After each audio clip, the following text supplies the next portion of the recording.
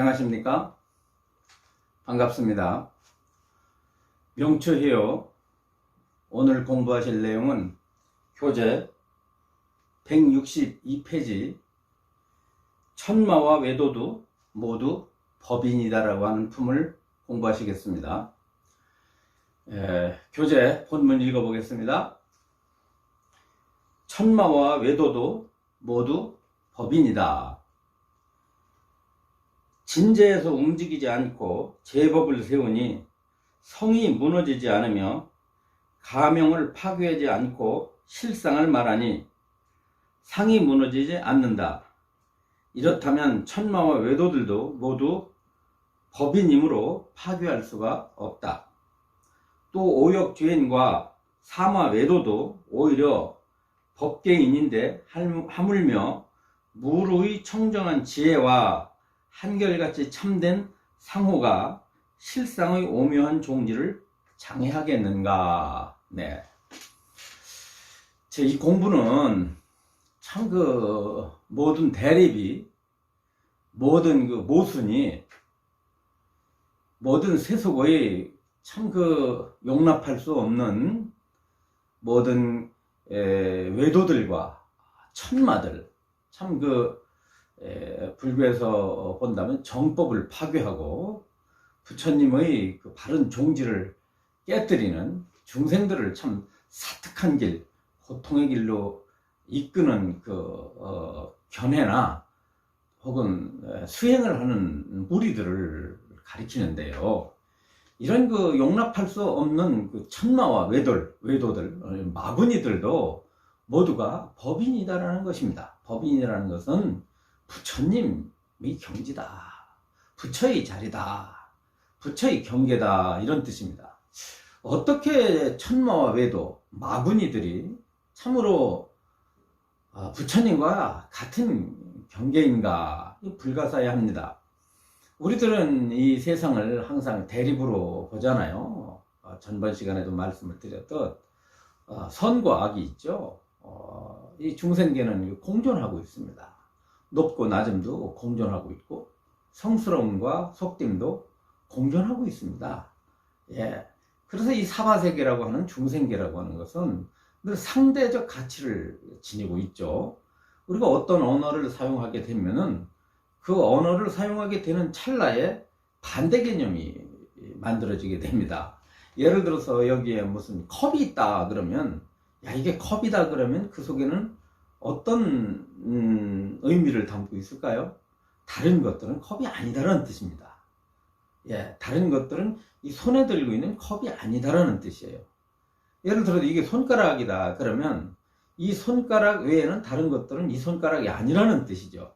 뭔가를 우리가 긍정할 때는 반드시 부정을 내포합니다. 그러니까 부처다 그러면 상대적으로 부처와 반대되는 중생이라든가 혹은 정법이다 그러면 정법과 반대되는 사법이 있게 돼 있어요. 그렇지 않습니까? 그런데 이런 모든 경계가 본래 이런 대립 관계가 모두가 다 법인이다라는 것입니다. 법인이라는 게 무슨 뜻이죠? 한마디로 말하면 다 진리를 머금고 있다, 이런 뜻이에요. 야, 어떻게 천마와 외도가 마구니가 진리가 돼? 말도 안 되는 소리지. 네? 천마와 외도는 버려야 될 거고 부처님과 성스러운 진리는 우리가 취해야 될 경계인데 어떻게 버려야 될 경계와 취해야 될 경계가 이것이 같은 것이냐, 납득하기가 힘들 것입니다. 그러나 분명히 이 대법에서는, 즉 화엄의 도리, 이 대승의 궁극적 경지에서 볼 때는 그것이 다 틀림없이 부처님과 하나의 경계다라고 이렇게 가르치고 있습니다. 자, 본문을 설명해 봅시다. 진짜에서 움직이지 않는다는 건, 진짜라는 것은 진리의 경계예요. 참된 경계죠. 깨달음의 경계, 부처님의 경계를 진짜라고 말합니다. 진짜의 반대는 뭡니까? 속죄죠. 이건 상대적인 거잖아요. 중생계를 속죄라고 그러고 중생계를 벗어나는 것을 진짜라고 그래요. 그런데 여기에서는 진짜에서 움직이지 않고 제법을 세우니 성품이 무너지지 않는다. 성품이 무너지지 않는다는 것은 진짜에서 그대로 이 깨달음의 경계에서 딱 보면은 말이죠. 깨달음의 경계에서 보면 모든 법이 다 이게 깨달으면서 겪어보면은 모든 법이 그대로 있다는 거예요. 뭐 변함이 없이. 그러니까 이게 무슨 뜻이죠? 산은 산대로, 물은 물대로, 부자는 부자대로, 가난한 사람은 가난한 대로, 악한 거는 악한 대로, 선한 거는 선한 대로 그대로 있다는 것입니다. 그렇잖아요? 이건 무슨 뜻일까요? 제법을 세웠다는 것은? 제법이라고 세웠다고 하는 것은 진짜의 경지에서는 제법이 없어요. 무슨 말씀인지 아시겠습니까? 제법이라는 건 모든 이 존재 세계라고 하는 것은 제법은 존재하는 세계죠. 이 존재하는 세계라는 것은 무엇 때문에 존재하느냐면 중생의 분별로 인해서 존재합니다. 늘 말씀드리지만 제법은 마음을 빼놓고서는 제법이 존재하지 않아요. 자, 중생이 분별을 하기 때문에 이 모든 게 있을 수 있는 겁니다. 만약 여러분들이요, 가령요, 이 세상에 아무리 넓고 다양한 것들이 펼쳐졌다 할지라도 여러분들이 의식이 끊어졌다고 칩시다. 뭐 아주 좀 심한 말로 어떤 병에 걸렸거나 어떤 사고 때문에 이게 혼수 상태에 빠졌다고 쳐봐요. 의식이 끊어졌다고 쳐봐요. 그럼 뭐가 있습니까? 예? 마음이 없는 곳에는 이 세상도 없는 것입니다. 그러니까 이 모든 세간의 법이 다 제법이거든요. 다 법이에요. 일전에 말씀드렸듯 이 컵이 있지만 컵이라고 이름 지어진 법이 있는 거죠. 나무가 있지만 나무라고 이름 지어진 법이 있는 거고 마음이라고 이름 지어진 법이에요. 이것이 전부 제법입니다. 불교에서 볼 땐 법아님이 없죠. 이 법아님이 없는데 이 중생계의 마음에 의해서 이것이 법이 일어났단 말이에요. 분별이 존재하니까 중생의 마음에서 분별이 일어나니까 법이 존재하는 거죠. 법이 존재하는데 이 깨달음의 경계에서 볼 때는 그 제법이라고 하는 것은 존재하지 않습니다. 그렇다고 해서 이 두두물물 삼라만상이 아예 없는 경지에서 허공같이 뭐 무의 세계에 들어가는 건 아닙니다. 있지만은 존재하지만 그것이 마음의 의지에서 존재한다 말이죠. 만약 마음이 끊어질 것 같으면 존재하지 않는다라는 의미입니다. 그러니까 진짜의 경지에 들어가는 것은 진짜라는 것은 어떻게 들어갑니까? 속죄에서 진짜로 들어갈 때는 화엄경에서는 대법에서는 대승의 법에서는 진짜에 들어가려면 의식이 끊어져야 돼요. 분별이 끊어져야 됩니다. 이 분별이 끊어진다고 하는 것은 그 혼수 상태나 민절, 기절 상태나 어떤 흔히 말하는 예를 들어서 아까 말씀드렸듯 사고를 당한다든가 무슨 몸에 병이 있어서 병원에 들어갔는데 아무런 의식이 없다. 그런 상태하고는 다른 얘기입니다. 그런 상태, 의식이 없는 상태하고는 다른 거예요. 여기서 의식이 없다는 뜻은 뭐냐면 분별이 끊어지는 대신에 뭐가 있는 거죠? 반야지가 있는 것입니다. 불성의 지혜가 있는 거예요. 지혜에 의해서 제법을 보면 사실은 있어도 실체성이 없다는 뜻입니다. 자, 분별이 끊어졌다는 말은요, 아주 의식이 없어져 가지고 무슨 나무 토막이나 돌처럼 되었다는 뜻이 아니고요, 분별이 끊어진 대신에 지혜로서 본다는 뜻입니다. 그렇기 때문에 중생은 분별로서 세상을 간파하지만 부처님은 무분별지로서 간파를 해요. 무분별지. 분별이 없는 지혜란 말이죠. 그러니까 분별이 없는 지혜로 볼 때는 제법이라는 것은 거짓이에요. 나타났어도 실체가 아니란 말이죠.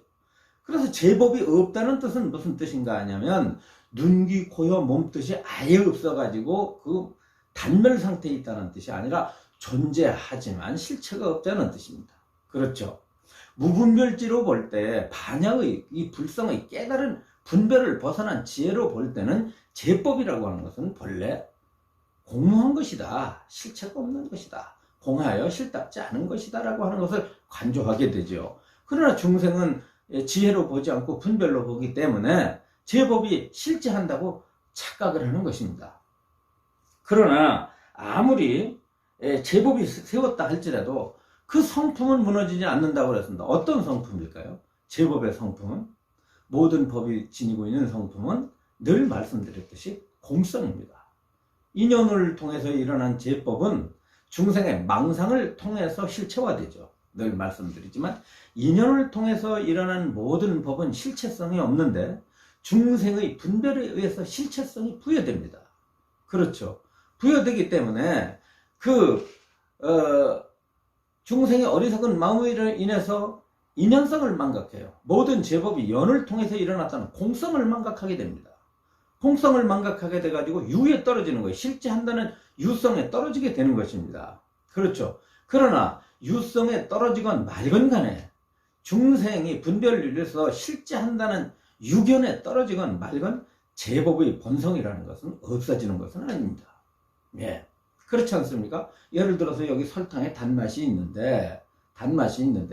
그것이 사람들이 맛을 알건 맛을 알지 못하건 간에 설탕이 지니고 있는 고유한 맛의 성품은 없어지는 것이 아니지 않습니까? 그렇지 않습니까?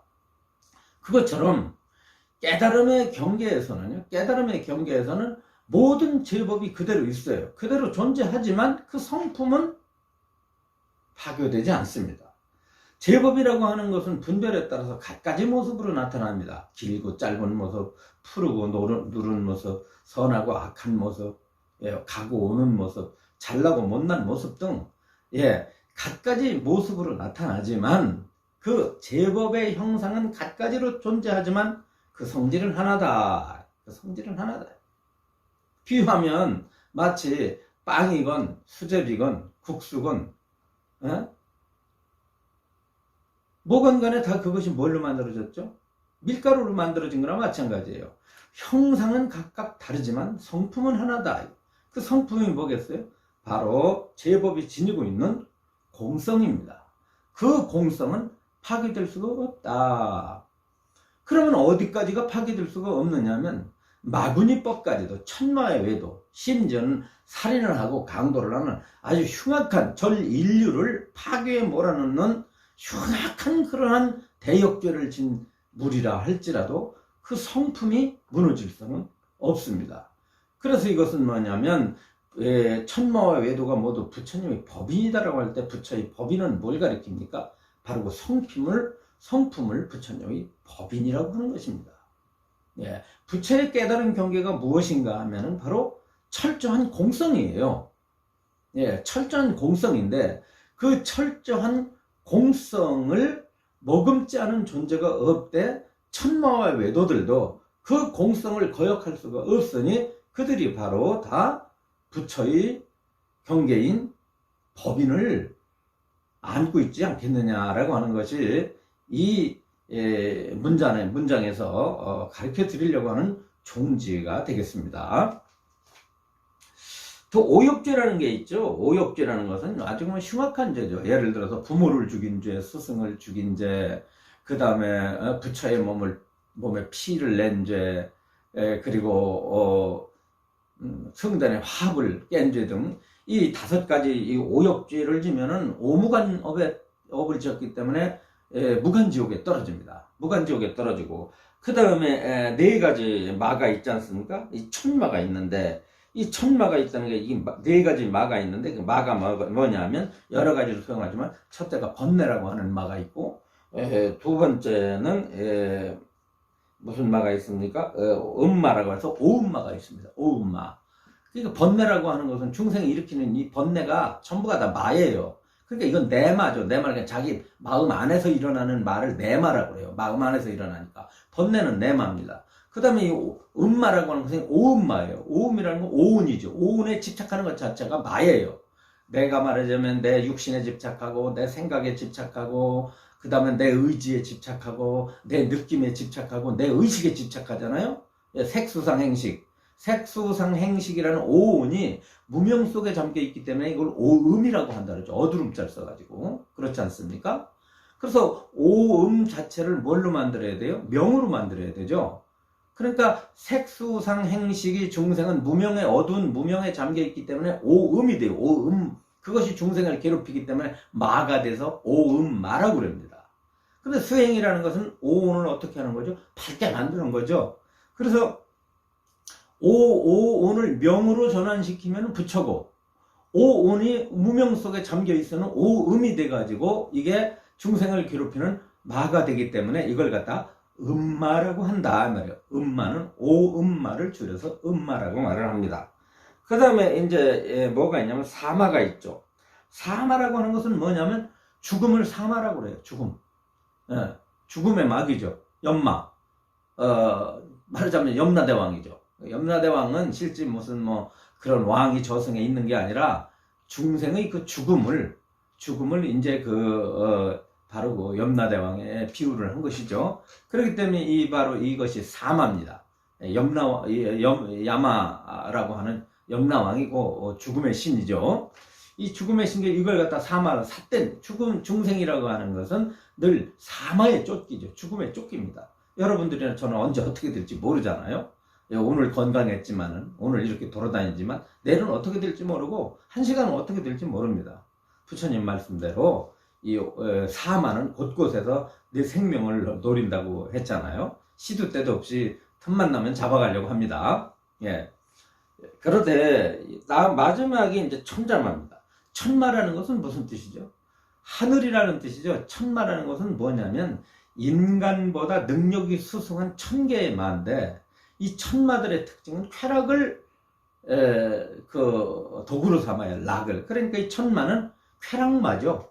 인간이 쾌락을 빠지는 거, 감각적으로 기쁨에 빠지는 것이 이게 마입니다. 뭐 좋은 것만 보려고 그러고 좋은 소리만 들으려고 그러고 좋은 냄새만 맡으려고 그러고 또 뭐죠 내가 원하는 대로 뭔가가 됐으면 해가지고 그것을 원하면서 자기 자신이 집착을 하고 거기에 이제 이렇게 늘 마음이 침잠을 당하고 그러면 그것이 바로 천자마가 되는 건데 이런 그 중생을 괴롭히는 중생을 유혹하는 갖가지 마들의 본성도 전부 이것이 다 부처의 법인에 들어있다라고 한다면 이 세상 자체가 전부 선악경계가 다 부처의 속에 있는 것이지 부처 밖에 선악이 있는 것이 아니다.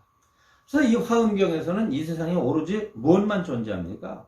이름해서 딱 하나가 근본이에요. 그게 뭐냐면 불입니다. 불. 부처님 한 분만이 존재한다는 거예요. 예. 그렇게 부처님만 한 분이랄 때 이것이 하나의 뭐라고 말하면 되겠습니까? 어떤 인격은 아닙니다. 법으로, 진리로, 원리로서. 하나의 원리는 부처의 원리로서 모든 삼라만상의 차별성이 일어났다. 그러니까 모든 차별의 근본은 뭡니까? 차별이권인 부처님이에요. 마치 뭐 같으냐면 거대한 바다에서 하나의 바다에서 파도도 일어나고 물거품도 일어나고 거품도 일어납니다. 파도도 일어나고 그 다음에 거품도 일어나고 물결도 일어나잖아요. 그렇지 않습니까? 그렇듯이 이 세상의 모든 선악 경계나 성스럽고 속된 경계나 높고 낮음의 경계나 귀하고 천한 경계나 성스럽고 속된 경계가 이게 모조리 다 뭐냐면 하나의 일진 하나의 친실한 부처의 경계에서 나타났다. 그러니까 공부하는 사람들은 차별법을 쓰고 차별법을 인정을 하되 그러지 않습니까? 차별법을 인정한다는 건 무슨 뜻이에요? 제법을 인정한다는 뜻입니다. 여기서 제법을 인정하되 그 제법이 진실이 아닌 줄을 알고 어디로 돌아가야 된다? 근원의 하나의 바다인 부처님의 경계로 우리가 돌아가야 된다. 그럼 부처의 경계라는 건 어디 있습니까? 모든 삼라만상이 다 부처의 경계를 안고 있습니다. 그러나 그 삼라만상의 경계가 오로지 어디로 귀착이 되죠? 모든 삼라만상이라는 것이 어디로 귀착이 되냐면 마음자리 하나로 귀착이 됩니다. 마음 하나로서 이 삼라만상이 포섭되니까 하나의 마음의 부처를 우리가 깨닫는 순간에 바로 뭐를 깨닫는다? 네, 제법의 공성을 깨닫고 제법이 곧 법인 속에 갖춰져 있다는 사실을 우리가 알게 된다 하는 것이죠. 따라서 우리가 해야 될 공부는 무엇이겠습니까? 제법을 바로 알기 위해서는 바로 마음을 바로 꿰뚫어 보는 그러한 통찰력이 필요하고 거기에 따르는 수행 정진이 필요하다고 하겠습니다. 자, 이쯤 설명해 드리고요. 다음 공부는 163페이지로 넘어가서 한 단원을 더 공부를 하도록 하겠습니다. 보적경에서 다음과 같이 말했다 그랬습니다. 이 제목은 163페이지에 마음의 본성은 무생이다 그랬습니다. 마음의 본성은 무상이다. 잠깐 제가 강의하다가 여러분들 제가 시간을 좀 체크해야 되겠습니다. 좀 어색하더라도 좀 잘 보아주세요. 미안합니다. 자, 마음의 본성은 무생이다 그랬습니다. 마음의 본성이라는 건 무슨 뜻입니까? 이 마음이 지니고 있는 본래 성질이에요. 본래 성질, 마음이 지니고 있는 성질입니다. 그대로. 마음의 그 성질은 어떤 성질을 갖고 있냐면 일어나지 않는다는 뜻입니다. 예, 참 특이하죠? 마음이라는 것은 무엇을 마음이라고 합니까? 일어나는 걸 마음이라고 해요. 예, 마음은 늘 일어나죠, 여러분. 부처님 말씀으로 우리가 살펴볼 것 같으면 중생의 마음은 태어나가지고 죽을 때까지 흐름이 그치질 않습니다. 그 말은 무슨 뜻이냐면 계속 일어나요. 잠잘 때도 일어납니다. 여러분들은 몰라도. 특히 이제 우리들의 오식은 잠이 들면 안 일어나요. 육식은 언제 안 일어날까요? 육식은 깊은 잠에 빠졌거나 졸도 상태에 들어가면 안 일어납니다. 그렇지만은 그것은 거드식이고 이 불교 용어 중에 아뢰야식이 있지 않습니까? 아주 이 심층 심리입니다. 심층의 마음이죠. 심층의 마음은 흐른다는 거예요. 계속 흐르는데 비로소 그 심층의 마음은 언제 끊어지느냐? 아뢰야식이라는 마음이 심층이죠. 심층 심리죠. 이 심층의 마음인 아뢰야식은 아라한, 즉 부처님이 돼야만이 끊어진다는 거예요. 그 흐름이 끊어진다는 거예요. 그럼 마음이라는 것은 어떻습니까? 흐른다는 것은 일어나고 사라진다는 뜻이에요. 마음은 일어나고 사라지는 것인데 여기에서는 뭐라고 그랬습니까? 마음은 무생이다. 마음은 일어나지 않는다는 겁니다. 또 이거 참 파격적인 법문이죠. 아니, 마음이라는 것은 종일토록 일어나는데 어째서 일어남이 없다고 하는가라고 하는 거, 이 부분을 좀 여러분들이 어렵더라도 공부를 해보도록 하겠습니다. 보적경에서 다음과 같이 말하였다. 이 훌륭한 경전입니다. 보적경. 화락천왕이 부처님께 살이었다 그랬습니다. 화락천왕이라는 건 무슨 뜻이냐? 아주 화락하다. 아주 그냥 기쁨을 아주 실컷 누리는 천왕이에요.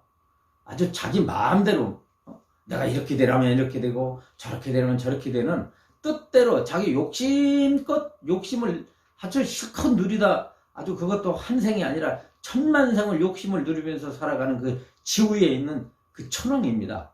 하늘 가운데 아주 말하자면 즐거움이 아주 극에 달하는 그 하늘 세계의 왕입니다. 그것도 그 화락천왕이 부처님께 살이었다. 세존이시여, 저 실제란 일체 모든 곳에 들어와요 한 법도 실제가 아닌 것이 없으니 그랬습니다. 실제라는 게 뭐냐면 부처님의 경계를 실제라고 그래요. 아까 말한 진짜와 같습니다. 진실한 경계다라는 뜻이에요. 진실한 경계. 부처님의 경계죠. 부처님의 깨달음의 경지, 완성의 경지, 바로 중생계를 벗어난 경지죠. 이 실제라고 하는 것은 일체 모든 곳에 들어와요. 한 법도 실제가 아닌 것이 없다. 아까 말씀드린 다 진여 아닌 것이 없다. 다 진재 아닌 게 없다. 다 법인이 아닌 게 없다. 법인이라는 게 부처님의 경지 아닌 게 없다. 법인, 부처님의 경지도 다 말하자면 다 부처님께서 누리시는 그 해탈의 경계다. 진리의 경계다라는 거예요. 그러니까 우리들이 바라보는 모든 것들이 뭐 책상이 됐건 뭐 기왓장이 됐건 돌덩어리가 됐건 기어다니는 뱀이 됐건 무슨 지네가 됐건 할 것 없이 몽땅 삼라만상 이 법계에 부처님의 진짜가 들어있지 않은 경계가 없으니 세존께서 보리라 하신 것도 실제입니다. 보리는 깨달음이죠. 부처님이 깨달았다고 하는 것은 실제 경계입니다. 세존이시여, 무엇이 보리냐면 바로 일체법이 바로 보리이니 자성을 여있기 때문입니다. 이게 기가 막힌 말입니다. 이게 늘 말씀드렸던 참 이게 무자성의 도리죠. 제가 여러분들에게 늘 법문을 할 때 강조한 게 뭐죠? 적연법사는 이재열 법사가 강조하는 법은 뭐냐면 자성 없는 법을 제1의제로 삼는다.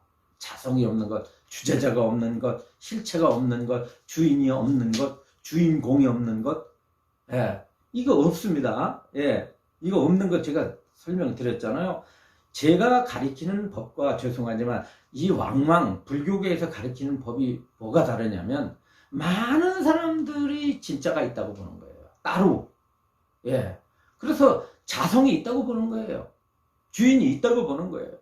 여러분들 몸과 마음속에 참나가 있다고 하는 거, 주인공이 있다고 하는 거예요.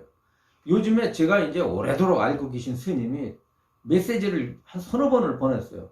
불교 방송에서 뭐 강의를 했대나? 그런데 강의 제목이 뭐냐면 왜 주인공 공부를 해야 되나?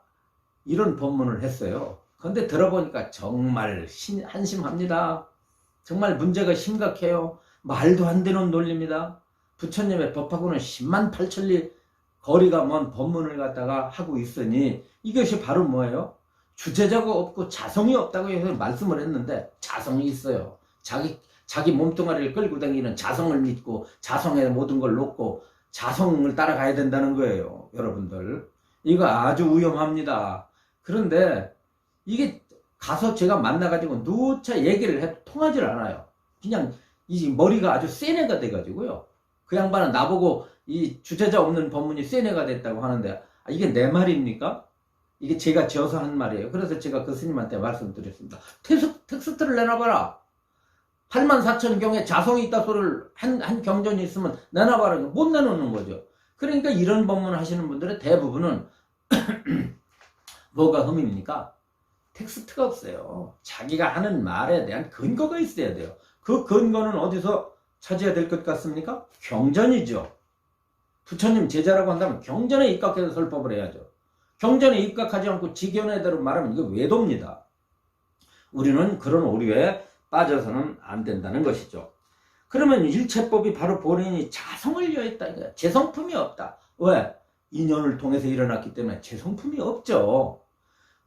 남의 거 꼬다가 남의 거 빌려다가 뒤집어 쓴 거야 나.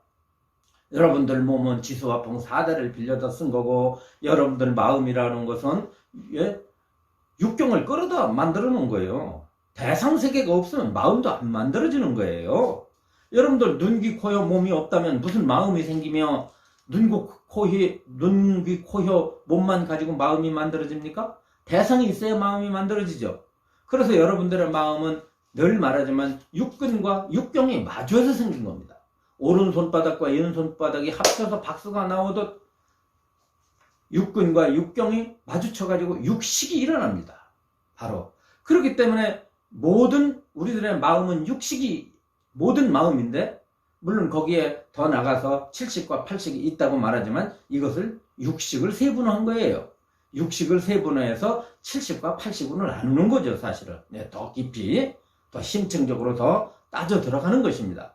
그러나 보통은 우리가 육식을 가지고 사는 것이죠. 이 광연의식이라고 하는 육식을 가지고 삽니다. 이 육식이라고 하는 것이 재성품이 없어요. 재성질을 가지고 있지 않아요. 전부 남의 거 빌려다가 성품을 삼았기 때문에 마음이 지니고 자성이 있다면 자성이 없는 것으로서, 즉 무자성으로서 자성을 삼는다. 이것이 아주 기묘한 기억해야 될 법문을 저한테 들으신 분이라고 한다면 반드시 이걸 놓쳐서는 안 됩니다. 불교에서 자성이 있다고 말한다면 자성이 없는 것으로서 자성을 삼는다. 즉 무자성으로서 자성을 삼는다. 무자성으로서 자성을 삼는 것으로 뭘 삼았다? 보리를 삼았다는 뜻입니다. 그것으로 깨달음을 삼았어요. 여러분들 이 세상 모든 것이 전부가 다 인연으로 일어나지 않은 법이 없고 인연으로 일어난 법은 자기 성품이 없고 자기 성품이 없는 것으로서 보리를 삼았다는 뜻입니다. 그렇다고 한다면 깨달음이라고 하는 것은 무슨 뜻이냐? 여기서 말하려는 깨달음은 어떤 사람이 수행을 해서 깨달음의 경지에 이룬 것이 아니라 사람에 관계없이 모든 제법이 지니고 있는 성품이 다 보리라는 겁니다. 그러니까 안 깨달아 있는 존재가 없어. 이 세상에 아까 말씀드린 우리가 그렇게 싫어하는 뱀도 깨달아 있고 지네도 깨달아 있어요. 다 깨달아 있어. 낮에 제가 어떤 법사님을 만났는데 자기 수행 얘기를 그렇게 하면서 막 깨닫고 보면 안다는 등 깨닫고 보면 안다는 등 이러셔요. 그래서 제가 얘기했습니다. 4명이 앉아서 얘기다. 아니 이 세상에 안 깨달은 놈이 있으면 내놔보시오. 법사님 내놔봐. 안 깨달은 놈이 어딨나? 자꾸 그렇게 깨달음을 갖다 실체화시키고 깨달음을 주관화시키고 깨달음을 사람에게만 국한시키고 이러는데 그러지 맙시다. 이 세상에 깨달음이라고 하는 것은 이 세상에 전부가 다 포함된 제법의 깨달음이요. 그러니 사람이 어떤 수행을 해서 독차적으로 깨달았다는 견해로부터 멀리 벗어나야 됩니다. 이런 말씀을 제가 드렸어요. 물론 그런 말도 이와 같은 텍스트에 의해서, 이 교전에 의해서, 근거에 의해서, 자료에 의해서 제가 말씀을 드리는 것입니다. 그렇기 때문에 경공부는 대단히 중요하다고 볼 수가 있는 거죠. 이 때문에 마음의 왜냐하면 보리도 자성이 없고 오무간업도 자성이 없기 때문입니다. 그러므로 오무간업도 보리도입니다. 오무간업 자체가 연기성 아닙니까? 오무간업 자체가 자성이 없어요. 그러니까 자성이 없으니까 자성이 없는 것으로서 보리를 삼았으니까 오무간업도 부처의 경계예요. 지옥도 부처님이란 말입니다. 그러니까 부처를 벗어난 지옥이 없어요. 여러분들 얼마나 이게 대광명의 법문입니까? 생각해 보세요. 모든 진리라는 것은 모든 대립이 없어야 진리 아닙니까? 그렇잖아요. 진리 속에 들어가면 모든 것이 다 끊어져야 되지 않아요? 바다에 들어가면 강물이라는 이름도 없어지고 노랑물이라는 이름도 없어지고 계곡물이라는 이름도 없어지고 무슨 수도 무슨 깨끗한 물 더러운 물이 다 없어지고 바다에 이르는 것 마찬가지로 진리라는 게 좋은 게 뭡니까? 모든 차별이 하나로 되는 거야. 일법성으로 회향이 되는 거 아니겠습니까? 바로 그것이 이게 이 법문이 어디의 법문입니까? 바로 화엄경의 법문입니다. 화엄경의 법문은 일체 모든 법이 하나의 부처의 경계로 돌아간다고 하는 법이죠. 이 때문에 마음의 본성 자체가 생이 없어서 마음이 일어났다고 하지만 일어난 게 아니다. 왜? 일어났지만 일어난 게 아니야. 왜? 그 본성이 공하기 때문이다. 일어난 놈이 없어. 일어난 주체가 없다고. 그러니까 일어났다고 하지만 뭐다? 연으로 일어난 것은 연으로 기했다는 말은 무슨 뜻이다? 무기니라 그랬어요. 연생은 무생이니라. 인연으로 일어났다는 말은 본래 일어난 게 아니라는 뜻입니다. 일어났어도 헛개비 같기 때문에. 조건으로 일어난 건 헛개비 같다. 그러니까 헛개비라는 것은 일어났지만 본래 일어난 게 없거든. 본래 없는 놈이 일어난 것처럼 보일 뿐이야. 그러니까 우리가 마음이 일어났다고 하는 것은 유혹한 중생이 볼 때는 마음이 계속해서 생멸한다고 보지만 본성의 공성, 연기성을 간파한 지혜에서 볼 때는 일어났지만 그것이 일어난 적이 없다. 그래서 생이 곧 무생이요. 기가 곧 무기이니라. 모든 만법이 일어난 것 같지만 실제에서는 일어남이 없느니라. 요 부분이 아주 모든 법문의 핵심이라고 하겠습니다. 여러분 법문을 하다 보니까 또 시간이 좀 됐네요. 부지런히 하다 보니까 이게 좀 마칠 것 같습니다. 고맙습니다.